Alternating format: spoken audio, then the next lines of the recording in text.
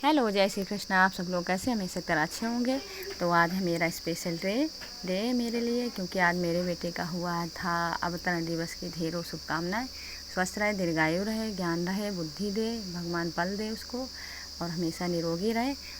ऐसे ही आशीर्वाद की कामना मैं आप सब लोगों से करती हूँ। आप सब लोग मेरे बेटे को आशीर्वाद दीजिए, हमेशा स्वस्थ रहे। फिर मैंने पापा से बोला था, तो पापा मिठाई ले आए थे, तो भगवान जी को भोग लगाना था। तो पापा ने अपनी पूजा पाठ की, इसके बाद रामायण पढ़ी। फिर इसके बाद भैया से मैंने पूजा करवाई। पूजा क्या, छोटा है, तो मैंने भगवान जी का आशीर्वाद लिया। मैंने कहा भैया भगवान जी से कहो मैं स्वस्थ रहूं, बुद्धिमान रहूं और निरोगी रहूं। आप ऐसे आपके चरणों में सर झुकाकर मैं आशीर्वाद मांगता हूं। और मैंने भैया से पूजा पाठ थोड़ी करवाई, भगवान जी का आशीर्वाद दिलवाया। और भगवान जी का आशीर्वाद है तो सबका साथ है, और भगवान से बढ़ के तो कोई किसी का आशीर्वाद हो ही नहीं सकता, माँ बाप के अलावा। और इसके बाद फिर मैंने बनाया खाना में बनाया पूड़ी कचौड़ी, राइस और पनीर, और साथ में रहा सलाद। फिर खाना बनने के बाद फिर और भी तैयारी करनी थी। खाना बनाया, खाना बनाने के बाद फिर मम्मा ने गुलगुला बनाया। मम्मी का पैर है हमारी इस टाइम फ्रैक्चर मम्मी का, तो थोड़ी प्रॉब्लम हो रही थी, तो हेल्प उतना नहीं कर पाई इस बार। तो इसी वजह से मम्मी का भी पैर फ्रैक्चर है, और भैया की भी पहले से ही तबीयत ख़राब थी, थोड़ा फीवर हुआ था, बीच में थोड़ा ठीक हुआ था। अब आज एक दो दिन कल प्लान बनाया बर्थडे का कि इसको बुलाएंगे, उसको बुलाएंगे, ये करेंगे, वो करेंगे, इस तरीके से सेलिब्रेट करेंगे। तब तक क्या हुआ, मॉर्निंग में भैया का बर्थडे था, उसी दिन भैया को लूज मोशन हो गया और फीवर हो गया। फिर डॉक्टर पास गए, दवा लेकर आए, फिर थोड़ा उसको आराम मिला, मेडिसिन वगैरह दी। तब मैंने सोचा चलो अच्छा छोड़ो, साधारण तरीके से घर में ही मना लेते हैं, क्योंकि बच्चे की तबीयत नहीं सही रहती तो मन नहीं लगता है। तो फाइनली केक का दिया था ऑर्डर। तो मैंने ब्रेड वाला केक नहीं मंगाया है, खोया वाला ऑर्डर दिया था, क्योंकि खोया वाला केक इस टाइम आए दिन न्यूज़ में आता ही रहता है कि केक बहुत नुकसान करती हैं, इसलिए मैंने खोया वाला केक का ऑर्डर दिलवाया था। तो केक फाइनली आ गया, कोल्ड ड्रिंक आ गई, भैया के लिए आ गया रियल जूस। उसको ये पसंद है, तो वो थोड़ा गर्म था, तो मैंने कहा भैया थोड़ा फ्रीजर में लगा देते हैं, जल्दी से ठंडा हो जाएगा, फिर मैं आपको दूँगी। पर बच्चों को इतना वेट नहीं है, परेशान था। फिर थोड़ा ठंडा हो गया, फिर मैंने भैया को दिया। फिर उधर खाना पीना हो गया, गुलगुला भी बन गए हैं, इधर रुचना की तैयारी हो रही, थाली सजा दिया है, और इधर भगवान की थोड़ी बहुत फ़ोटो लगी है। और क्योंकि मकान बना था, पुट्टी हो गई थी, पेंट अभी नहीं हो पाया, तो अभी थोड़ा सामान ही लगा, बाकी भी रखा पूजा पाठ का जो रोज़ पूजा होती है मेन में, सामान अभी रखा गया है, क्योंकि अभी काम थोड़ा बाकी है।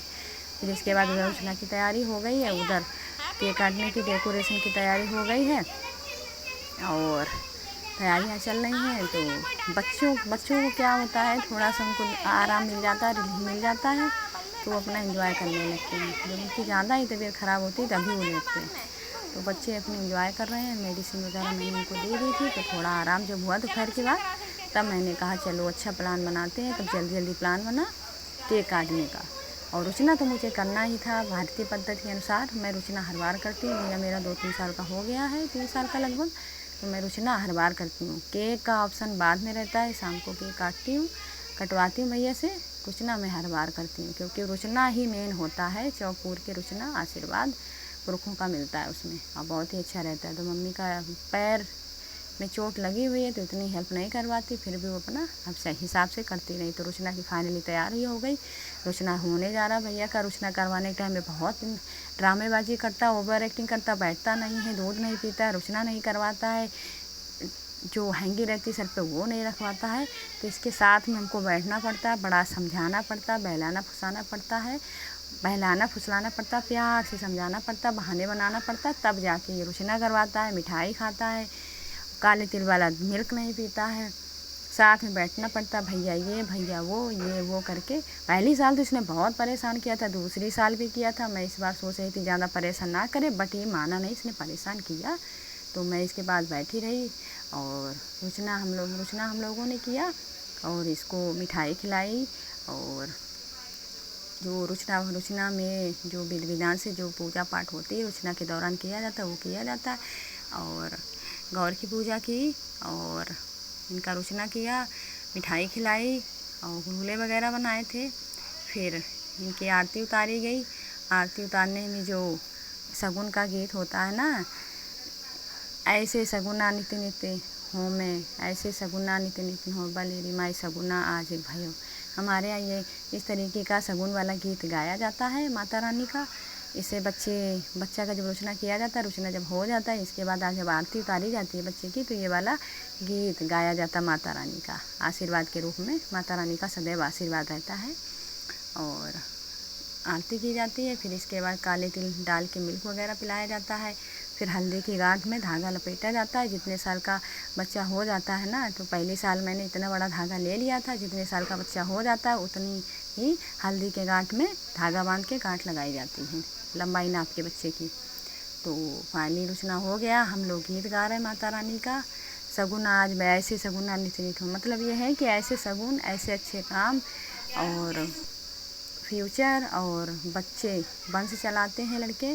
तो इस तरीके से सब कुशल मंगल है, माता रानी के आशीर्वाद है, ऐसे शगुन ऐसे अच्छे काम रोज़ हों। और फिर काले तिल वाला दूध पिलाया गया भैया को हमारे, तो पीता नहीं था, बहला के थोड़ा समझा के प्यार से भैया भैया करके थोड़ा सा शगुन कर दिया उसने। फिर रुपयों से नज़र उतारी जाती है, घुमाया जाता है 5 बार। फिर इसके बाद फाइनली केक की हो गई तैयारी।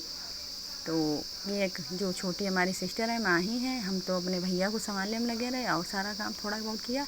तो हमारी प्यारी सी छोटी सिस्टर है जो उन्होंने डेकोरेट किया और माही ने अपनी मौसी के साथ हेल्प की। अब हम थोड़े दूसरे काम में लगे रहे। तो इस तरीके से बर्थडे का birthday to you, happy birthday to you, happy birthday dear Raghav, happy birthday to you. थोड़ा एंजॉय किया, क्लैपिंग करो, क्लैपिंग। फिर शाम हो गई थी, तो उस दिन गर्मी बहुत लग रही थी, तो मैंने कहा चलो happy birthday Raghav, happy birthday. फिर मैंने डेकोरेशन बना रहने दिया। फिर दूसरे दिन मॉर्निंग में मैंने ये भैया का वीडियो शूट किया है, क्योंकि थोड़ा उसको रिलैक्स मिला था, तबीयत भी थोड़ी ठीक थी, आराम भी मिला उसको। फिर मैंने ये दूसरे दिन वीडियो शूट किया है। वो अपने टॉयज़ के साथ खेल रहा था, गिफ्ट वगैरह आए थे और फिर भैया अपना एंजॉय कर रहा था, खेल रहा था, ट्रैक्टर पर बैठ के मस्ती कर रहा था। और आप देख सकते हैं किस तरह से खेल कूद रहा है, उछल कूद रहा है, क्योंकि इस टाइम वो अपनी नानी गया, मैं अपनी मम्मी के यहाँ हूँ। तो इस टाइम हम हैं गांव में। तो गांव में आप जानते हो लाइट आती जाती रहती है, कभी कभी रहती है, कभी कभी चली जाती है। तो कल बर्थडे वाले दिन रात में थोड़ा मौसम भी नहीं सही था, बार बार लाइट आ जा रही थी। फाइनली अच्छे से बर्थडे हो गया और भैया भी ठीक रहा, तबीयत उसकी सही रही, भगवान की दया से कृपा से अच्छे से बर्थडे हो गया। और दोनों बच्चे हमारे खेल रहे हैं, मस्ती कर रहे हैं, एंजॉय कर रहे हैं। और सदा ही मेरे प्रभु का, लड्डू गोपाल का, मेरे कान्हा जी का और मेरे भगवान जी का आशीर्वाद मेरे दोनों बच्चों पे बना रहे, यही मैं कामना करती हूँ। और मेरे बच्चे को जन्मदिन की बहुत बहुत हार्दिक शुभकामनाएँ। तो इस तरीके से हम लोगों ने बर्थडे सेलिब्रेट किया है। और आप लोगों का मेरा ब्लॉग कैसा लगा बताइएगा ज़रूर, कमेंट करिए, लाइक करिए, सब्सक्राइब करिए, सपोर्ट करिए।